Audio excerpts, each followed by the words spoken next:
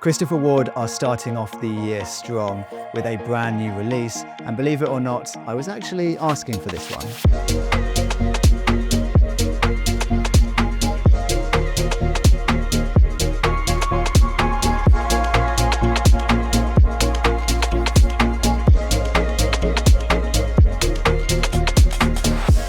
Not too long ago, I reviewed the Addiesdive AD2030, a Chinese watch that literally made waves with its sand dune inspired dial. It was cheap, surprisingly well built, and well, cheap. But it really showed what can now be achieved by lesser known brands. And I said to myself, I would really love it if a more luxury brand were to release something similar. Enter Christopher Ward. This is the C65 Dune Aeolian, a range of field watches inspired by Greek mythology.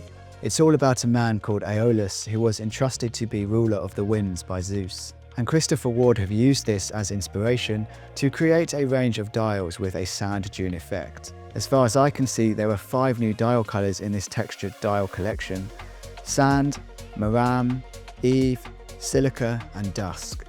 There are also 2 updated GMT models, sand and eve, which sadly won't come with the textured dials. First, let's talk about this new range of colours. This is effectively a new palette, and I'm a really big fan of anything inspired by nature. Christopher Ward say these colours are inspired by things like sand, sea, sky and forests. Just looking at this now, my heart is drawn to these sand and dusk coloured dials, but these are all gorgeous.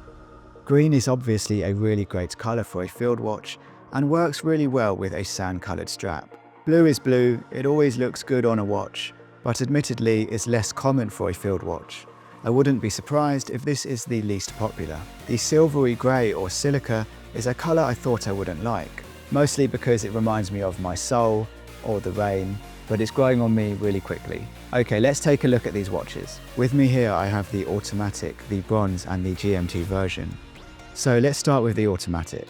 The C65 Dune Aeolian comes in 38mm, which is a really versatile size. It's large enough to be easily read, yet at the same time small enough to avoid most of those unwanted knocks. With a thickness of 11.7mm, this watch is comfortable on the wrist, and although the domed crystal does add to this, I'd much rather have that vintage 70s charm. It plays a huge part of the personality of this watch, and from a side view you get that really nice wobble effect where the light is bending around the shape of the crystal.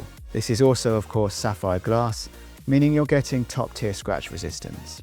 The stainless steel case has a mix of brushed and polished finishing, and Christopher Ward have really nailed the balance between the two here. It's important to remember that this is a field watch, so the brushed surfaces do remain dominant. The polished angles do add a bit of finesse, which makes this watch a lot more versatile.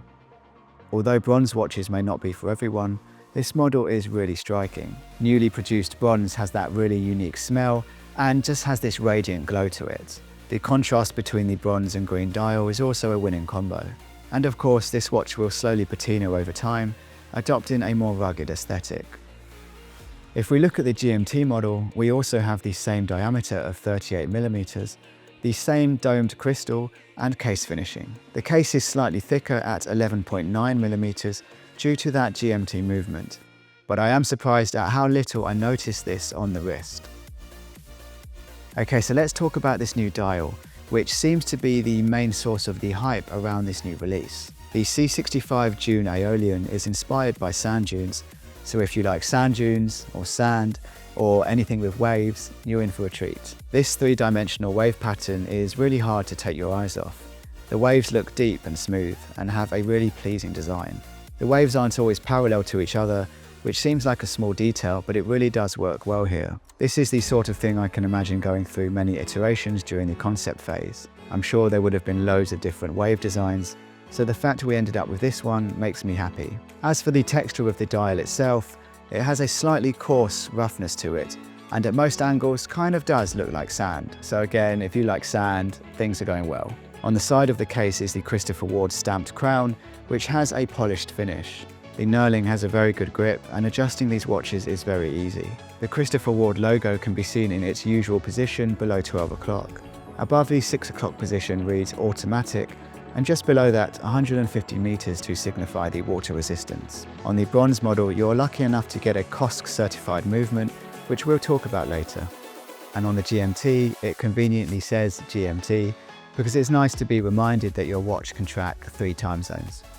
All models feature applied luminous indices with polished outer borders that are color-coded. The handset is also color-coded and is highly polished. The hour hand consists of a short arrow and the minute hand is long, extending all the way to the minute markers. The seconds hand reaches just a bit further than that and features a handy lume pip for nighttime legibility. Having a lume pip on the seconds hand is not something you find on a lot of field watches, so this is just another little detail that I really do appreciate. Okay, so moving on to the movements. The automatic version is using the Sellita SW201, which is a well-known high-quality Swiss movement. The movement is reliable, accurate, and has a power reserve of 38 hours. The Sellita SW201 is more of a readily available movement and allows Christopher Ward to keep costs as low as possible whilst retaining a high bar of quality. The bronze model features the Sellita SW200 COSC certified version. COSC is a Swiss testing institute that certifies the accuracy of precision movements. And for this movement to pass the bar,